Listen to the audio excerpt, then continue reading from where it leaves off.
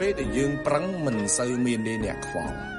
ហើយពេលដែលយើងបានផលអត់ខ្វះទេអ្នកដឹងជីវិតពេលខ្លះវារៀងអយុត្តិធម៌បន្តិចមែន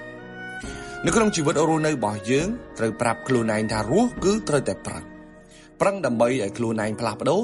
ប្រឹងដើម្បីឲ្យខ្លួនឯងនឹងទៅមុខអ្នកមិនចាំបាច់ទៅបញ្យល់ប្រាប់អ្នកដទៃពីការលំបាករបស់យើងទេវាគ្មានតម្លៃអីទាល់តែសោះគេអត់ខ្វល់ពីការលំបាករបស់យើងទេគេខ្វល់តែម្យ៉ាងប៉ុណ្ណោះគឺលទ្ធផលរបស់យើងបានលទ្ធផលអីខ្លះអ្នកត្រូវចាំថាបើយើងគ្មានលទ្ធផលគ្មានអ្នកណាមកខ្វាយខ្វល់ជាមួយជីវិតរបស់យើងទេនៅពេលដែលយើងខិតខំប្រឹងប្រែងពេលខ្លះបិទតិចបានបិទតិចខ្លះទៅអ្នកខ្លះមិនឃើញពីការលំបាករបស់យើងទេគេឃើញតែពីកំហុសរបស់យើងប៉ុណ្ណោះរិះគន់ជន់ផលិតសំដីនិយាយមកធ្វើម៉េចឲ្យតែយើងឈឺចាប់ទៅមុខមិនរួចហើយបើយើងនៅតែបើកតិចស្ដាប់គ្រប់រឿងច្រើនពេកខ្ញុំជឿថាបងប្អូន